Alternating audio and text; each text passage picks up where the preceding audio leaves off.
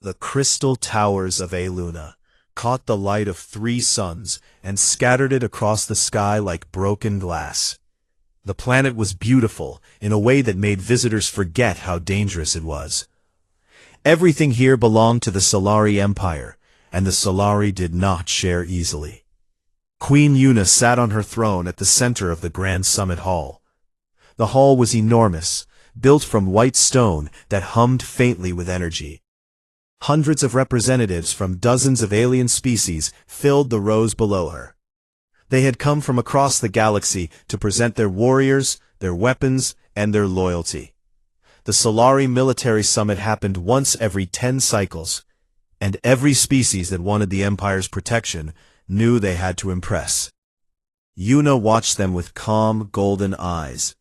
She was tall and slender, with silver skin that shifted color when the light moved.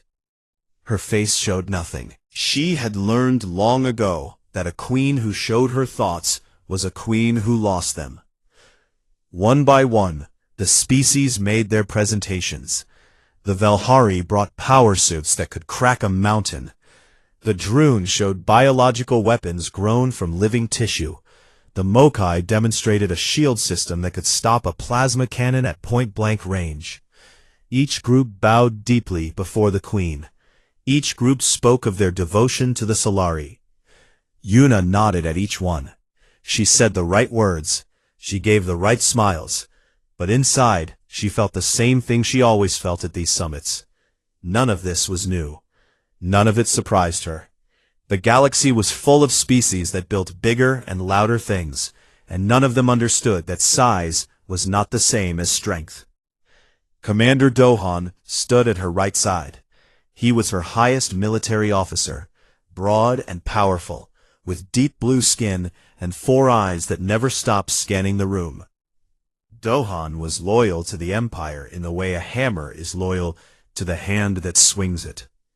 He believed in force, he believed in order, and he believed with every fiber of his body that the Solari were the greatest species the galaxy had ever produced. The presentations were nearly finished when a low alarm sounded through the hall. Not the sharp scream of an attack warning, but the slow, steady pulse of an unauthorized approach. Every head in the room turned toward the massive windows that looked out over the landing platforms. A ship was coming down through the atmosphere. It was small. It was ugly. It trailed black smoke from its left engine, and the hull was covered in scorch marks and patches of mismatched metal. It looked like something that had been held together by stubbornness alone. Dohan raised his hand, and a dozen guards moved toward the landing platform. He turned to Yuna.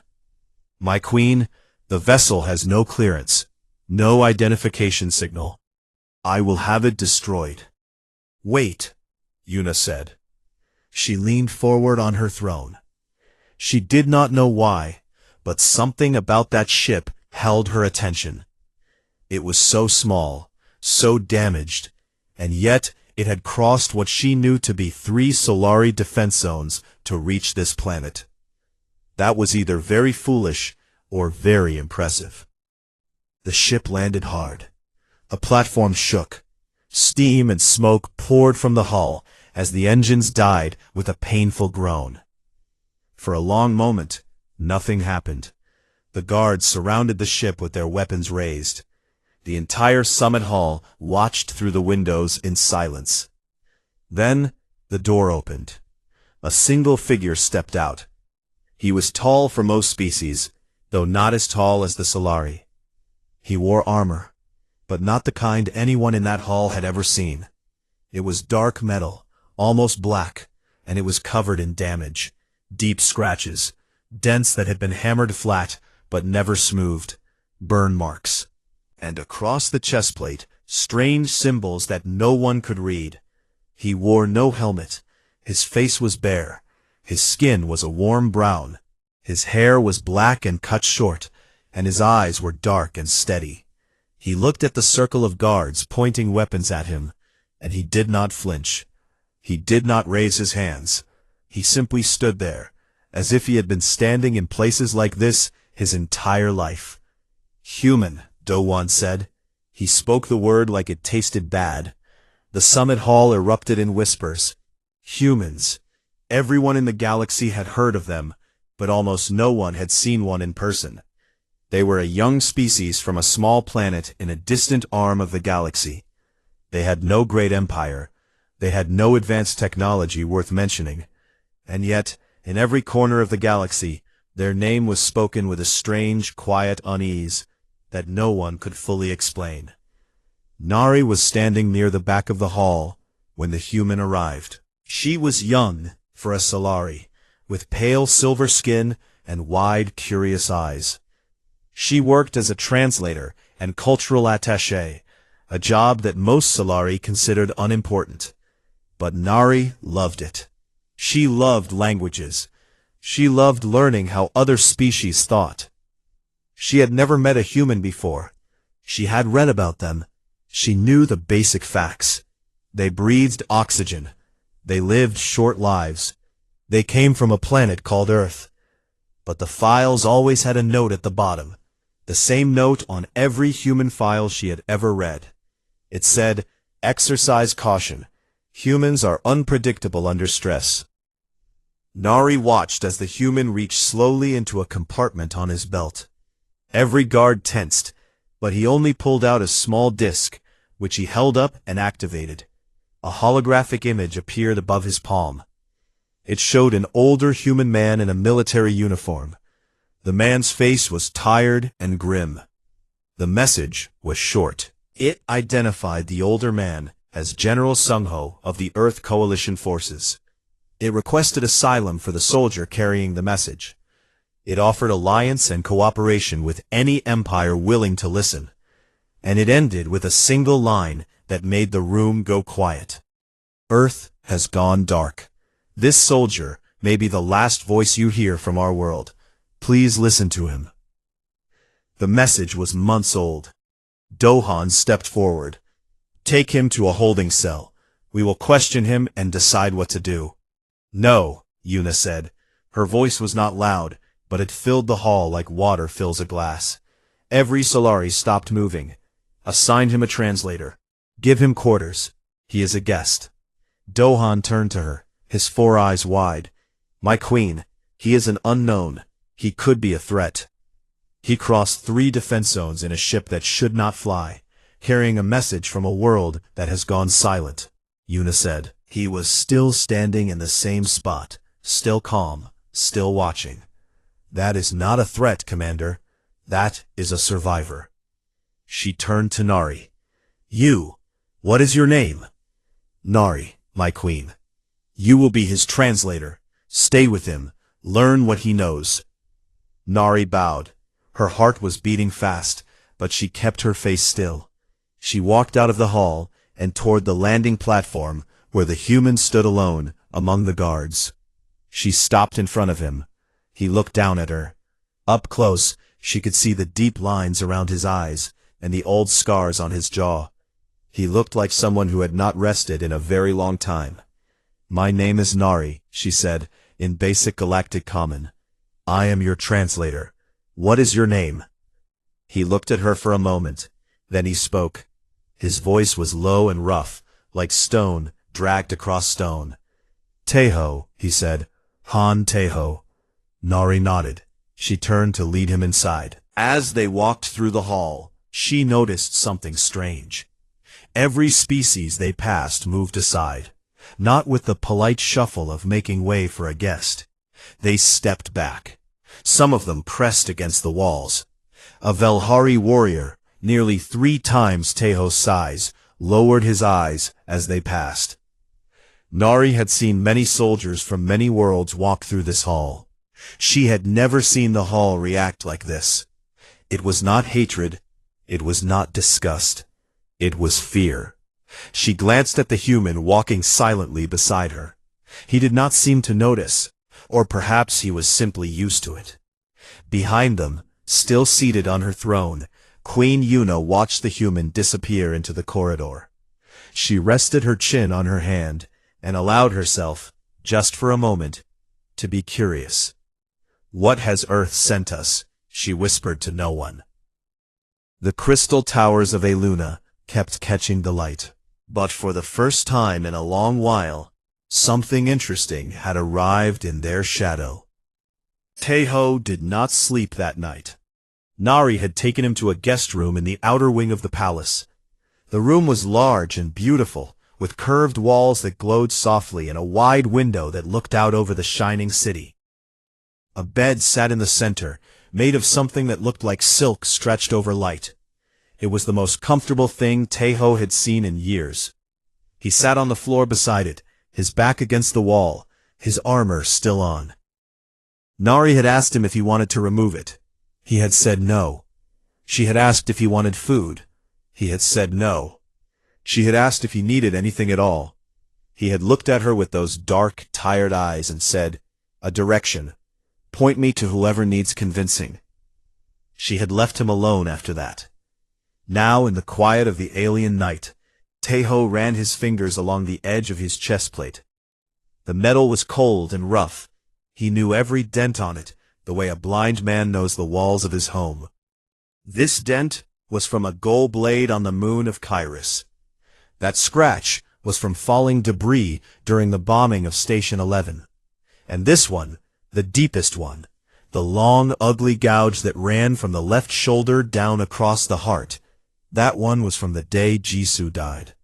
He closed his eyes and pressed his palm flat against it. "I'm still carrying it," he said quietly, to no one, to her. "I'm still going." Morning came in shades of gold and violet. Nari arrived at his door early, carrying a datapad and a nervous expression. She told him that the summit's second day would include combat demonstrations. Warriors from the allied species would fight in the arena to show their strength. It was tradition, it was entertainment, and Commander Do-hwan had made sure that Taeho's name was on the list. "You do not have to fight," Nari said carefully. "The Queen did not order it. Do-hwan added your name himself. He wants to embarrass you." Where is the arena? The arena was a wide open circle at the heart of the palace grounds. Thousands of seats rose up around it in curved tiers. The floor was made of polished stone that could absorb energy blasts without cracking. Huge screens floated above, showing close-up views of the fighters to the crowd. The stands were full. Every species at the summit had come to watch. Queen Yuna sat in the royal balcony above, flanked by her advisors. Do-hwan stood beside her, his arms folded, his four eyes locked on the arena floor. The first fights were impressive. A Velhari champion in a massive power suit fought 3 opponents at once and threw 2 of them out of the ring. A pair of Droon fighters moved so fast they blurred, their biological blades cutting the air with a sound like tearing cloth. The screens replayed the best moments in slow motion. Then Do-hwan raised his hand, and the arena went quiet. "We have one more challenger," he said. His voice carried across the arena. "A human, Han Taeho, representative of Earth." He paused and let the whispers rise. "Let us see what Earth considers a warrior." Taeho walked out onto the arena floor. He looked small against the vast space. His dark armor caught the light but did not shine. It looked dull and beaten next to the gleaming suits and weapons the other fighters had worn. A Solari attendant approached him and offered a weapon. It was a standard-issue Solari energy blade, sleek and elegant, glowing blue along the edge. Taeho looked at it. He picked it up, turned it in his hand once, and set it down on the ground. A murmur went through the crowd. Taeho reached to his left gauntlet and pressed something. A short blade slid out from a hidden compartment. It was not fancy. It was simple metal, about the length of his forearm, slightly curved, and very sharp. Human-made, old. His opponent stepped out from the other side of the arena. It was a Korvan, a species known across the galaxy for their natural armor. The Korvan stood over 8 feet tall, with a body covered in thick, interlocking plates of bone-like material that could stop most energy weapons. Its arms were as thick as Taeho's torso. It roared and the sound shook the seats. The signal to begin sounded. The Corvan charged. The ground cracked under its feet. It swung a massive arm at Teho's head, a blow that would have crushed solid rock. Teho moved. He did not move like the Droon fighters, who were fast in a way that looked unnatural.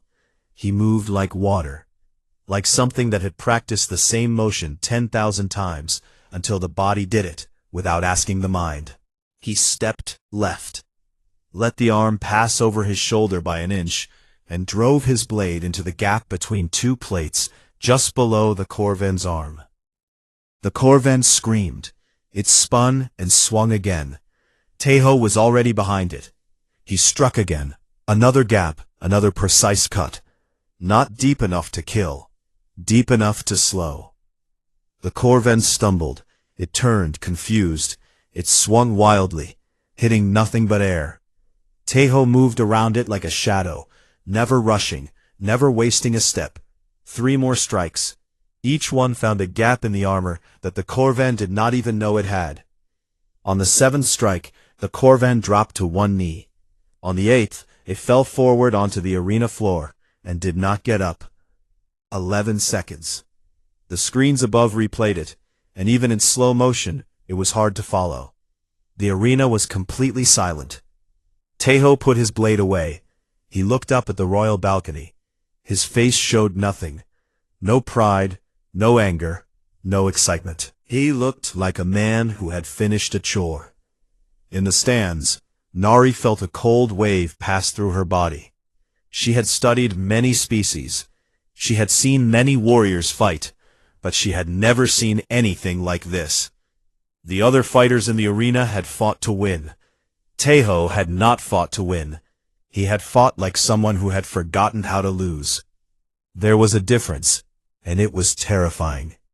Queen Yuna leaned back in her seat. Her golden eyes were bright.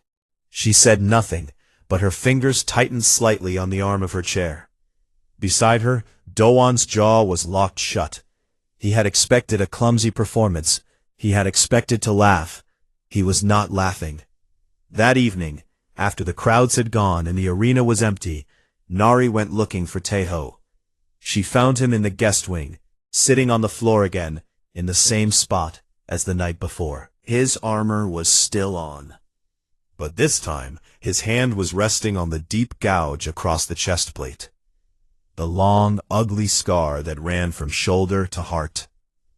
He was tracing it slowly with his fingertip, the way someone might trace the face of a person in a photograph.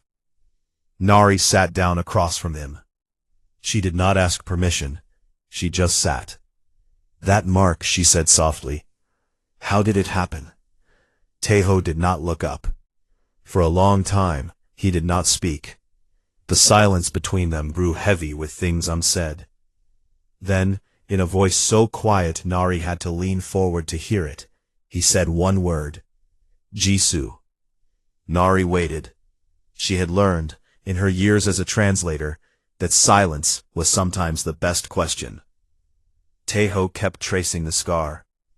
When he spoke again, his voice was rough and low, like something being pulled from deep underground. "This armor is not mine.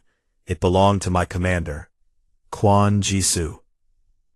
She led the 4th Vanguard of the Earth Coalition. She was the best soldier I ever knew, the best person I ever knew." He stopped tracing. His hand went flat against the metal. When the goal hit the transport convoy near Kairos, everyone said to pull back. The math was bad. Too many enemy ships, not enough of us. Jisoo did not pull back.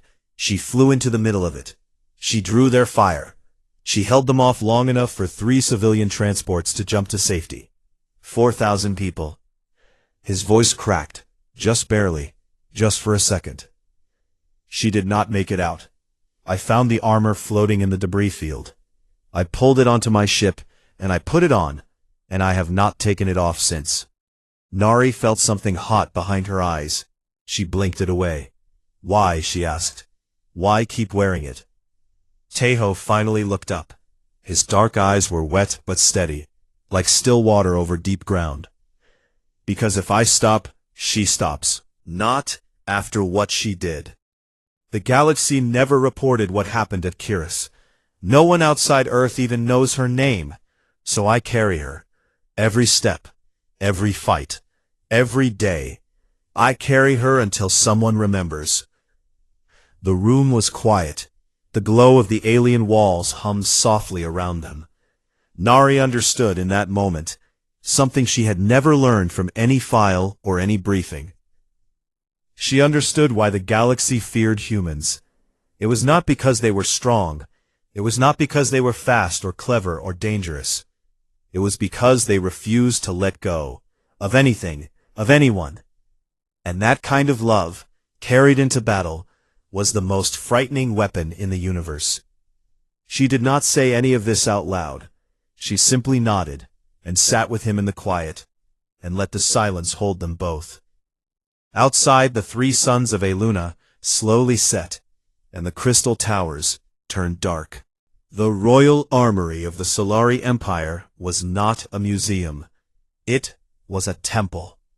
It sat deep inside the palace, behind 3 sealed doors that only opened to the blood of the royal line. The walls were carved from a single piece of white crystal that had taken 4 generations to shape. The air inside was cool and still, untouched by time. On pedestals of polished stone, arranged in a wide circle beneath a domed ceiling, sat the armor and weapons of the greatest Solari heroes in history. Each piece was preserved perfectly. Each one gleamed as if it had been made yesterday. These were the relics of warriors who had built the empire, defended it, and died for it. Solari children grew up learning their names the way they learned the names of stars. To have your armor placed in this room was the highest honor a Solari could receive.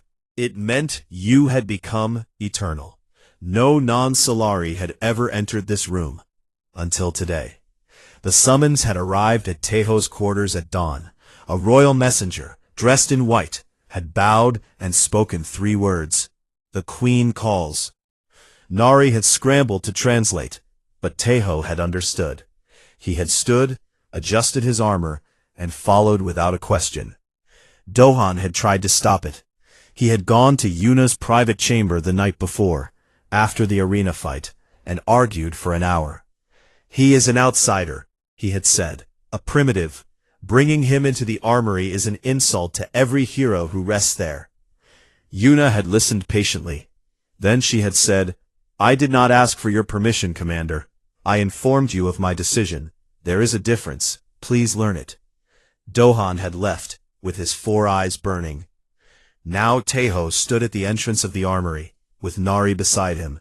The doors opened slowly. The light inside was soft and white, and it made the armor on the pedestals glow like captured moonlight. Teho stopped in the doorway. Nari watched his face. For a man who showed almost nothing, this was the most she had ever seen. His eyes moved across the room, from pedestal to pedestal, taking in each piece of armor. He did not look impressed. He looked like he understood, like he recognized what this room meant, because he had carried the same kind of weight on his own chest. Queen Yuna stood in the center of the room. She wore a simple gown, no crown, no jewelry. She looked smaller without the throne and the hall around her, more real. She watched Teho enter and gave him a slight nod. Thank you for coming, she said. Her voice was quiet in the still air. Nari translated, though she suspected Teho understood more Galactic common than he let on. I asked you here because I want to see your armor, Yuna said. Not from a distance, not through a screen. I want to hold it in my hands. Will you allow this? Teho stood still. Nari could see the tension in his shoulders, the way his hands pressed flat against his sides. This was the first time she had seen him hesitate. In the arena, facing a creature 3 times his size, he had not hesitated. But this question made him stop. She understood why. The armor was not equipment to him.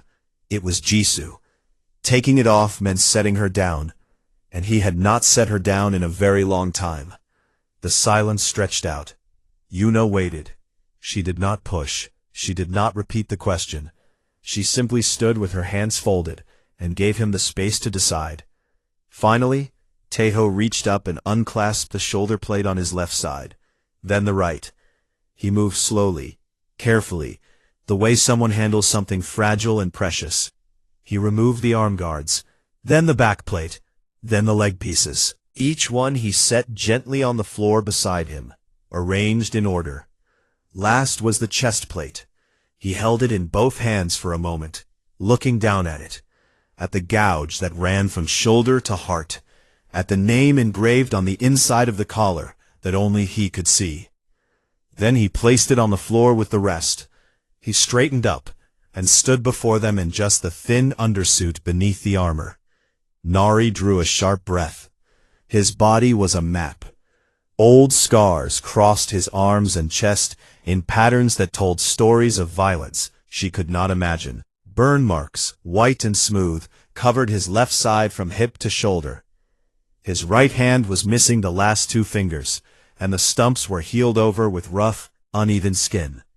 There were marks on his back that looked like they had come from something with claws. Nari looked away. She could not help it.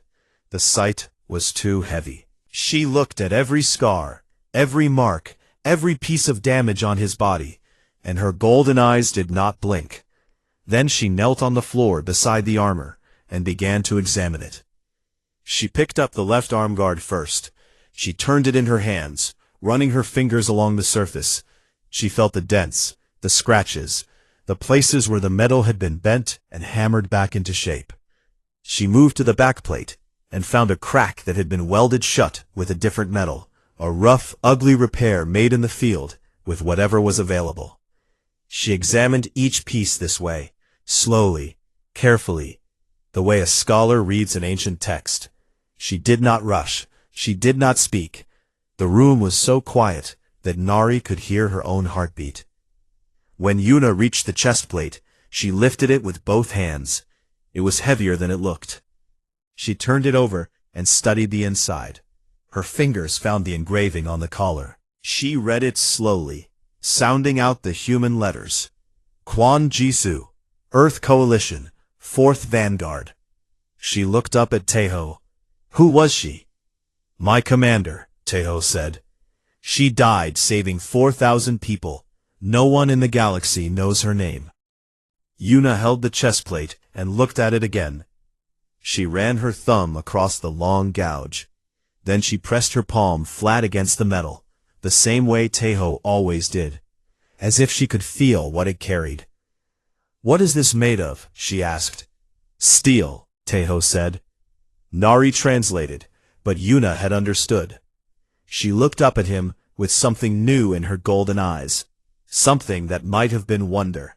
Steel, she repeated, iron and carbon. In this room, surrounded by armor made from the rarest alloys in the galaxy, forged with technologies that had taken civilizations thousands of years to develop, this human had walked in wearing steel, the most basic metal, and it had survived more battles than most of the relics on these pedestals. Yuna stood. She held the chest plate against herself, almost like an embrace. Then she turned and walked to an empty pedestal near the center of the room. It was one of the oldest pedestals, carved long ago for a hero whose armor had been lost to time. It had stood empty for centuries. She placed Taeho's chest plate on it. Then, piece by piece, she carried the rest of his armor and arranged it on the pedestal with the same care he had used when setting it down. When she was finished, she stepped back and looked at it. The dark, beaten, scarred human armor sat among the gleaming, perfect relics of the Solari Empire's greatest heroes. It did not match, it did not fit, and yet somehow it looked like it had always belonged there. Yuna turned to face Taeho. Her voice was steady and clear. This armor belongs to a legend. The words filled the room the way light fills a space when a door is opened. Nari felt them in her chest. She looked at Taeho, expecting to see relief, or pride, or gratitude. Instead, She saw something she had not expected. His eyes were wet. His jaw was tight. His hands, those scarred and broken hands, were trembling at his sides. He was not happy. He was not proud. He was shaken to his core, because someone had finally seen what he carried. Someone had finally said her name out loud and called it what it was. He swallowed hard and spoke, and his voice cracked in a way that made Nari's chest hurt. That armor is not mine. It is Jisu's. She should be the one standing here. Yuna looked at him for a long moment. Then she said, quietly, "Perhaps, but she chose you to carry it. That is not an accident." Taeho said nothing. He stared at the armor on the pedestal, at the gouge that ran from shoulder to heart, at the name no one in the galaxy had known until today.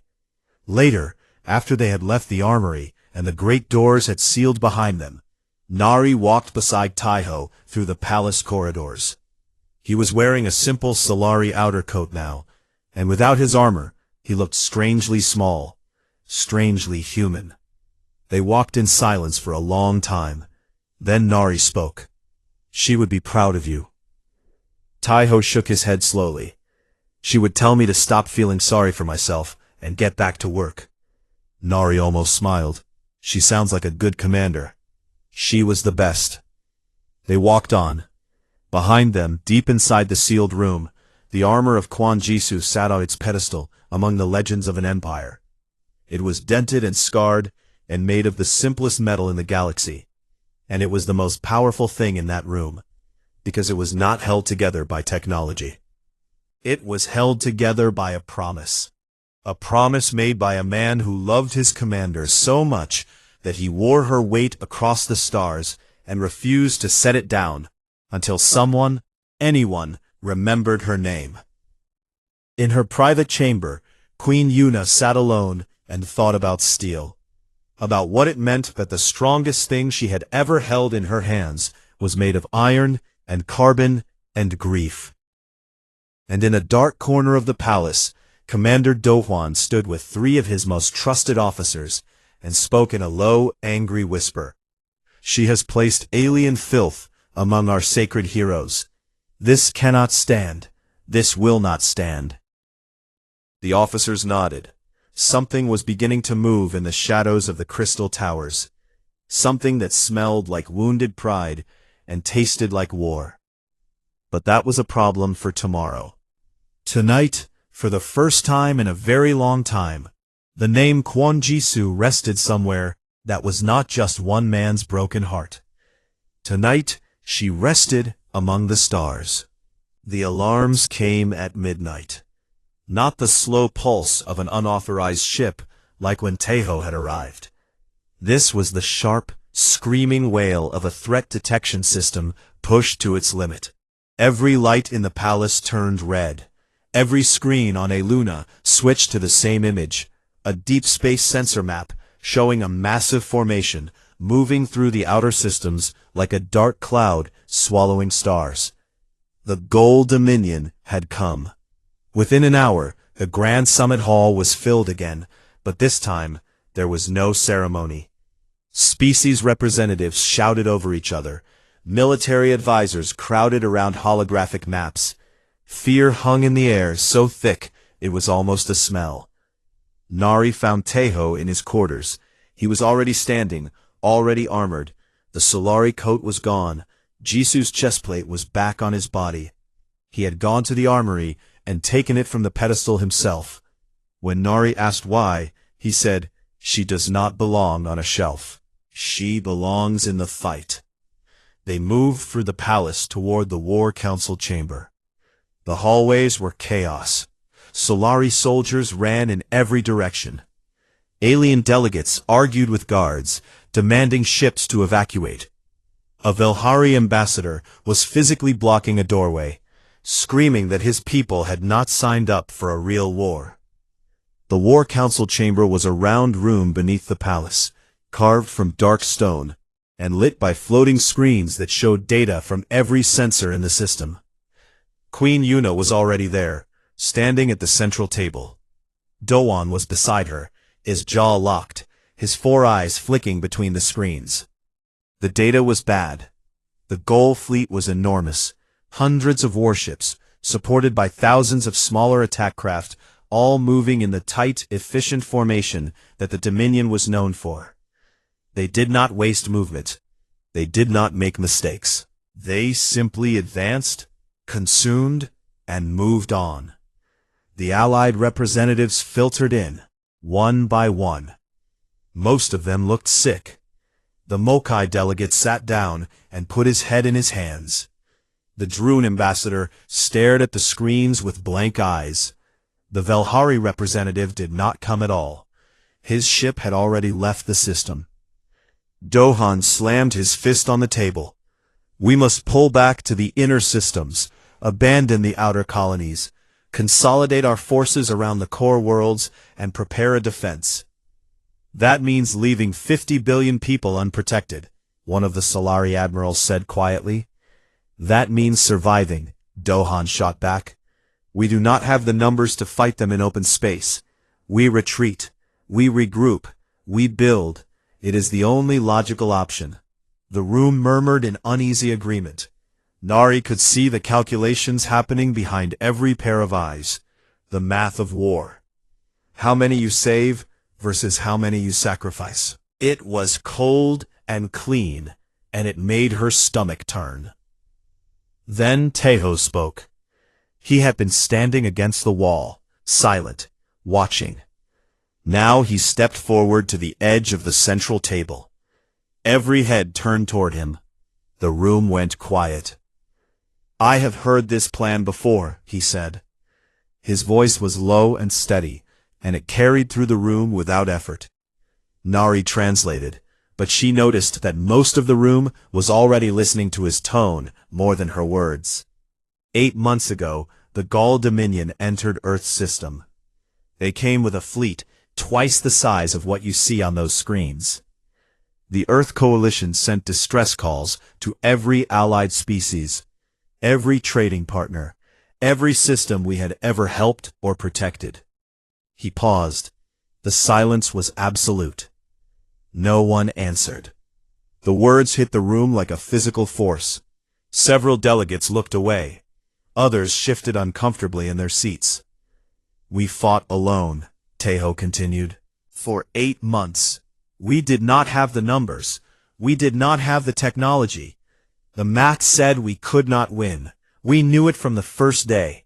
But we fought anyway, because there were people behind us, and humans do not leave people behind. He placed both hands on the table and leaned forward. General Sungho, the last commanding officer of the Earth Coalition, gathered us on the final day of organized resistance. There were 200 of us left from a force of 80,000. He looked at each of us. Then he said he needed one person to leave, one person to take a ship, break through the goal line, and carry a warning to the rest of the galaxy. Tejo's voice did not waver, but Nari could see his hands pressing into the table surface hard enough to turn his knuckles white. He chose me. He gave me Commander Quan Jisu's armor, because she had been the best of us, and he said that legends do not die if someone carries them forward. Then he and the remaining 199 soldiers turned around and walked back to the line. He stopped. He took a breath. The room did not move. I do not know if Earth still exists. I have not received a signal in 6 months. But I know this. The Gold Dominion did not stop at Earth. They are here now.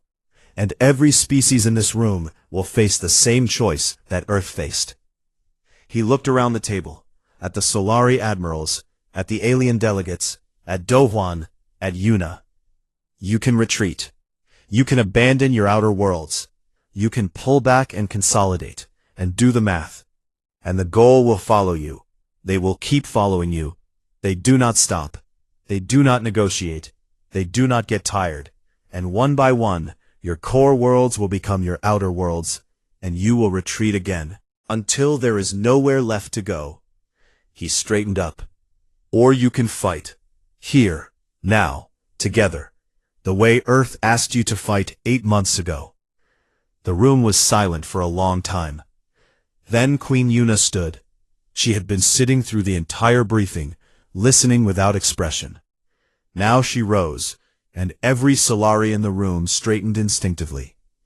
"Han Teho," she said, "Earth sent you to warn us. I hear the warning. But I need more than a warning. I need a plan." She looked at him with those steady golden eyes. "Will you lead our defense?" The room erupted. Dohan stepped forward, his voice sharp. "My queen, this is beyond reason. You cannot hand our military to an outsider. He is one man from a dead world. He has no fleet. He has no army. He has nothing but a suit of broken armor and a sad story." Yuna did not turn to look at him. She kept her eyes on Teho. "Commander Dohan, you have proposed retreat. Retreat is not a plan. It is a delay. I am asking this man, who has fought the enemy we now face, he survived what no one in this room has survived, to tell us how to fight." Dohan's 4 eyes were burning. He turned to the room, gesturing at the alien delegates. "Are you all going to sit here and accept this? A human, leading the defense of the Solari Empire? Our ancestors would weep." Yuna's voice cut through the room like a blade. "Commander, you have never worn armor that heavy. Sit down." The words landed like a slap. Dohan stared at her. His mouth opened, then closed. Something dark and furious moved behind his eyes. But he sat. Yuna turned back to Teho. "Tell us what you need." Teho looked at the holographic map. He studied the Gull formation, the positions of the Allied fleets, the geography of the system. He was quiet for a full minute. Then he began to speak. He spoke like a man who had spent 8 months learning exactly how this enemy fought, and exactly how to hurt them. His plan was not grand. It was not elegant. It was ugly and stubborn, and it relied on things that no species in the room had ever considered as military strategy. He wanted to collapse the mining tunnels on Iluna's northern continent to create a natural choke point. He wanted to use decoy signals to split the Gaul fleet. He wanted rotating squads on the ground, fighting in short bursts and pulling back, never giving the Gaul a fixed target. He wanted to broadcast a looping signal on all Gaul frequencies, something that would confuse their command intelligence. "What signal?" an admiral asked. "A heartbeat," Teho said. "A human heartbeat, steady and constant. The Gaul have conquered over 100 species. Every single one of them panicked. Every single one of them broke. A signal that says someone is calm, someone is not afraid, someone's heart is beating slow and steady while the world burns around them. That is something the Gaul have never heard.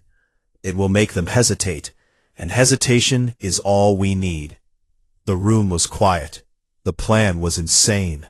It was the kind of plan that only a species with no superior technology, no overwhelming force, and no logical reason to believe they could win would ever come up with. It was a human plan. Nari watched from the edge of the room. She watched the faces of the delegates as they listened. She saw something shift in their eyes. Not confidence, not yet. Something smaller and more important. She saw the first faint spark of belief. The same belief that must have kept those 199 soldiers walking back to the line on Earth's last day. The belief that holding on, even when the math says you cannot win, is not the same as losing. After the council ended, Nari found Teho alone again. He was standing by a window, looking up at the night sky. Somewhere out there, beyond the light of Eluna's 3 suns, the Gaul fleet was getting closer. "Do you think this will work?" she asked. Teho did not look at her. "I do not know." "Then why did you say yes?" He was quiet for a moment. Then he said, "Because Jisoo would have said yes. Because Sung Ho would have said yes. Because every human who ever stood on a line that was going to break said yes. That is what we do. We say yes, and then we figure it out." Nari stood beside him and looked up at the same sky. She was afraid. She could feel the fear sitting in her chest like a cold stone. But standing next to this human, this quiet, scarred, stubborn man in his dead commander's armor, she found that the fear did not feel as heavy as before.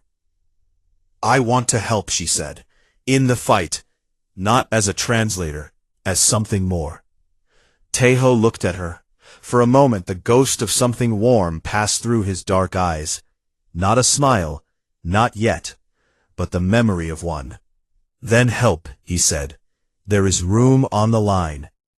Above them the stars burned cold and far away, and in the darkness between them the Gull Dominion moved closer, silent and patient, like a wave that had never met a shore it could not break. But it had never met humans before.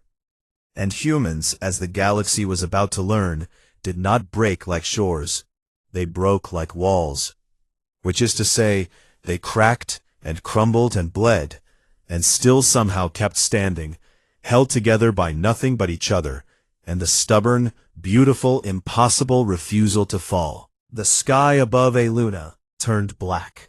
Not the black of night. Night on Eluna was always lit by distant stars and the soft glow of its 3 moons. This was a different darkness. This was the shadow of 1,000 ships blocking out the light.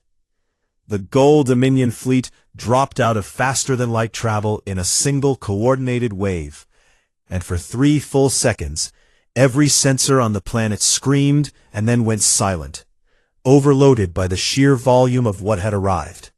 Taeho stood on the northern ridge, looking up.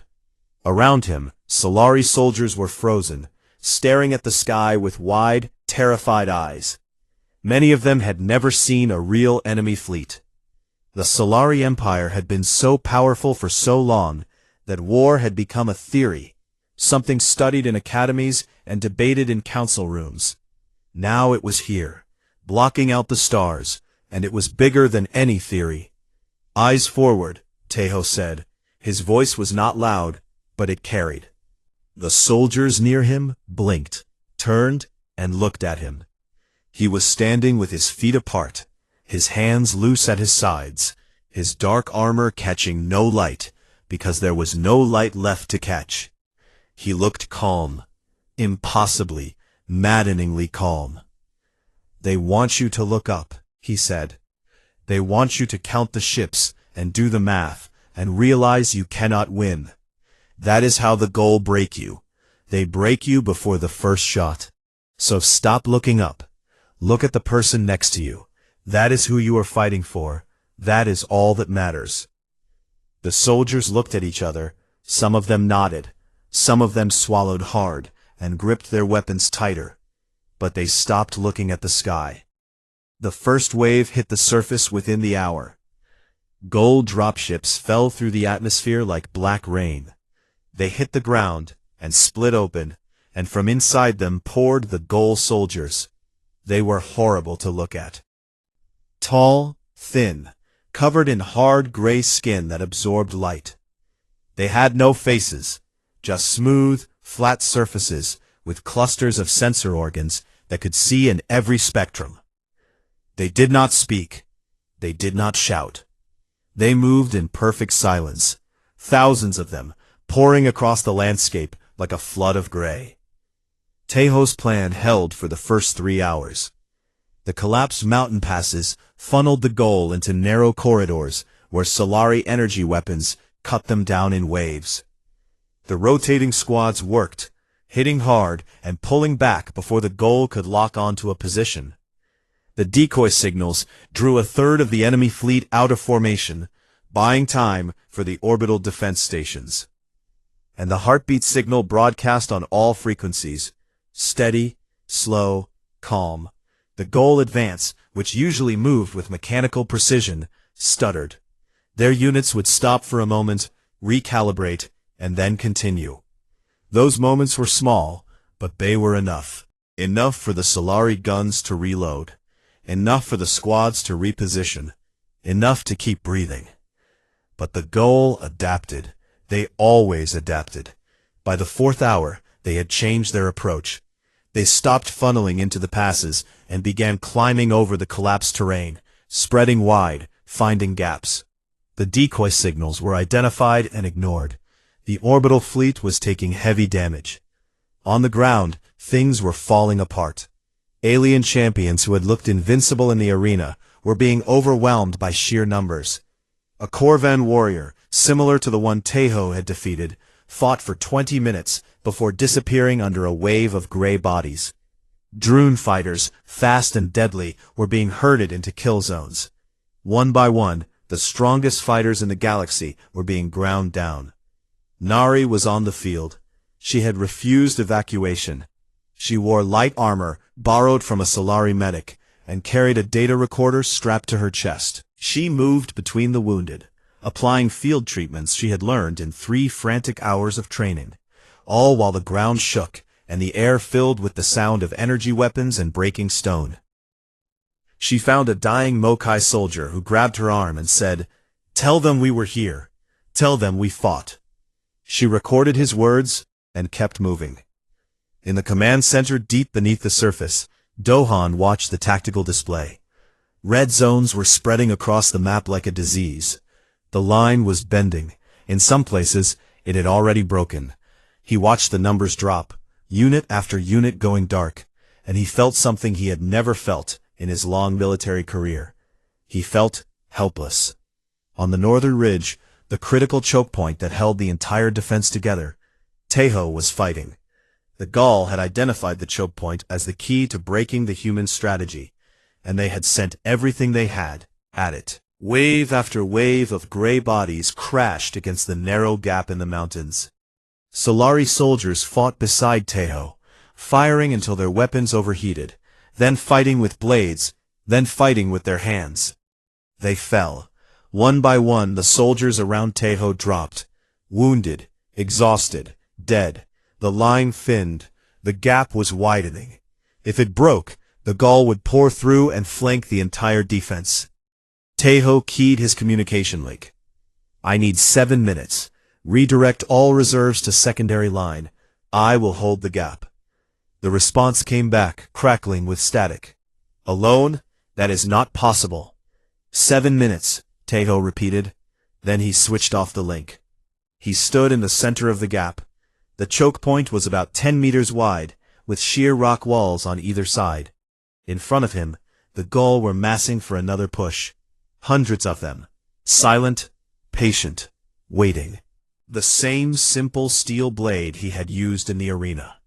It felt like an old friend in his hand. The Gaul charged. What happened in the next 7 minutes would be talked about for a very long time. He did not fight like a man defending a position. He fought like a man who had made a decision that this piece of ground belonged to him, and nothing in the universe was going to change that. He moved through the gap like something that had been designed for exactly this width, this terrain, this moment. His blade found every gap in the Gaul armor. His body turned and twisted and ducked and struck with the precision of a machine and the fury of something that was very much not a machine. Gaul bodies piled up in the gap. They climbed over their own dead to reach him. He cut them down.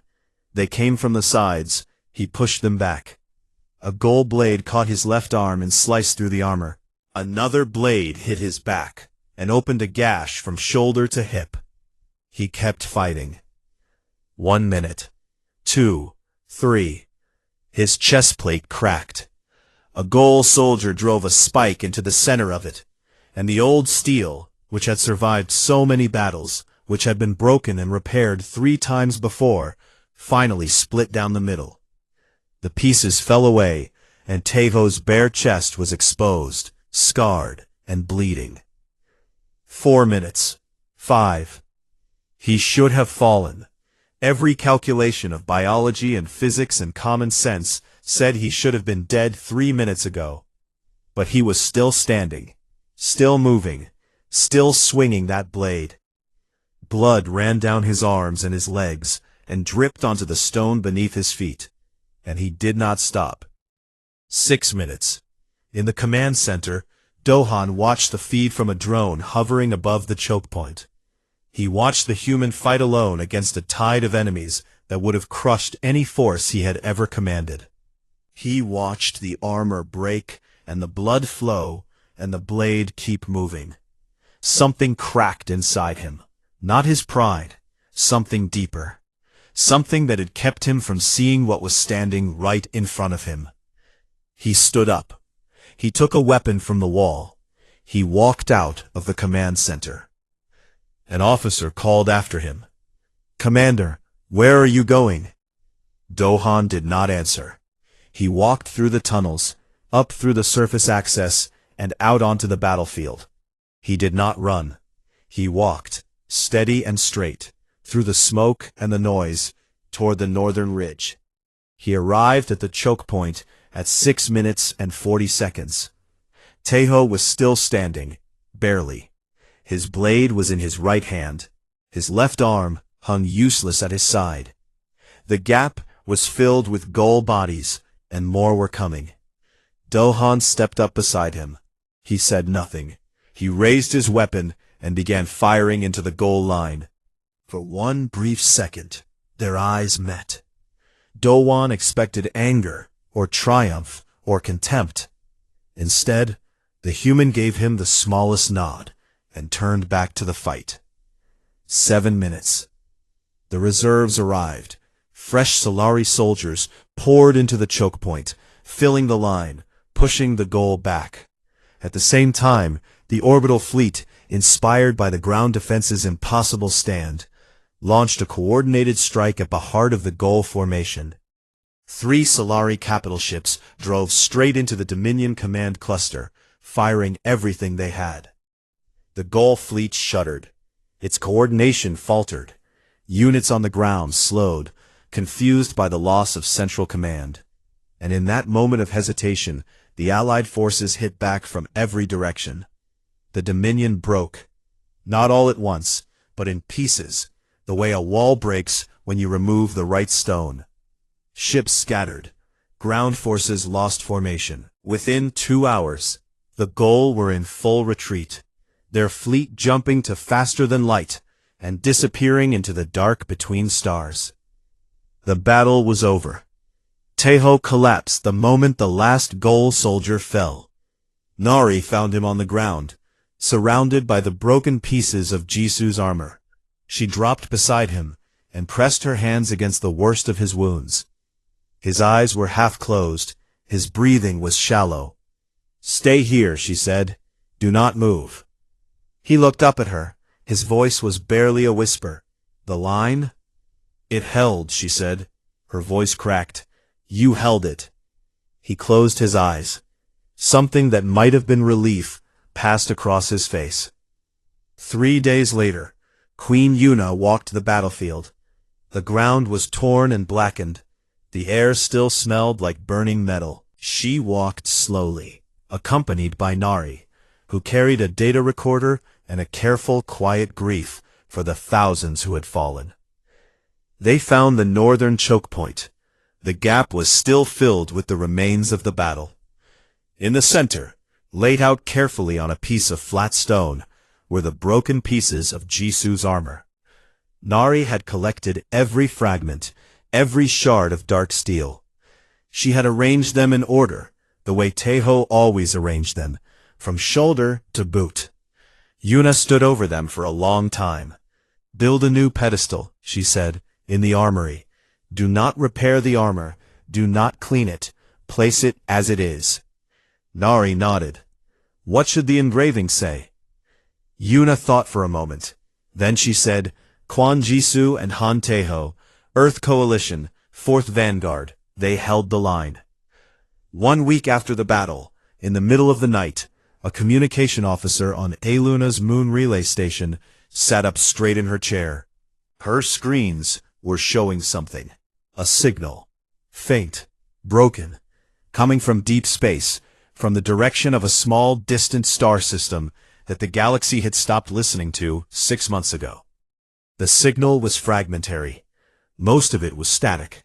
But buried in the noise, repeating over and over, was a pattern. A human communication protocol. Old and simple. The officer ran the translation software. The message assembled itself, word by broken word. Earth Coalition. Surviving. Resistance continues. Requesting contact. We are still here. She sent the message to the palace immediately. They found Tejo in the medical wing. He was wrapped in bandages from neck to waist. His left arm was in a support frame. He looked like a man who had been taken apart and put back together by someone in a hurry. But he was awake. She held the datapad in front of his face and watched him read it. For a long moment, he did not move. He read the words again and again. His dark eyes moved across the screen, and slowly, like the sun rising over a world that had forgotten what morning looked like, his face changed. He smiled. It was a small smile, tired and broken and healing, but it was real. It was the first smile Nari had ever seen from him, and it lit up his ruined face like a fire in the dark. "They are still there," he said. Nari nodded. Her eyes were wet. "They are still there." Tejo leaned his head back against the wall and looked up at the ceiling. He pressed his hand against his bare chest, against the place where the armor used to sit, against the place where Jisu's name used to rest over his heart. "I told you," he whispered, to no one in the room, to someone very far away, to a woman whose armor was broken, but whose name would never be forgotten again. "I told you we do not stop." Outside the window, the three sons of A Luna were rising. The crystal towers caught the light and scattered it across the sky. Somewhere, across the vast and terrible distance of space, on a small blue planet that the galaxy had given up on, humans were still fighting. They were still holding the line. And out here, on a world made of crystal and light, the galaxy was beginning to understand what that meant. Not the technology, or the tactics, or the stubbornness. Something simpler, something older. That love does not stop when the person you love is gone. It just changes shape. It becomes armor. It becomes a blade. It becomes a heartbeat broadcast into the dark, steady and calm, saying the same thing over and over to anyone who will listen. We are still here. We are still here.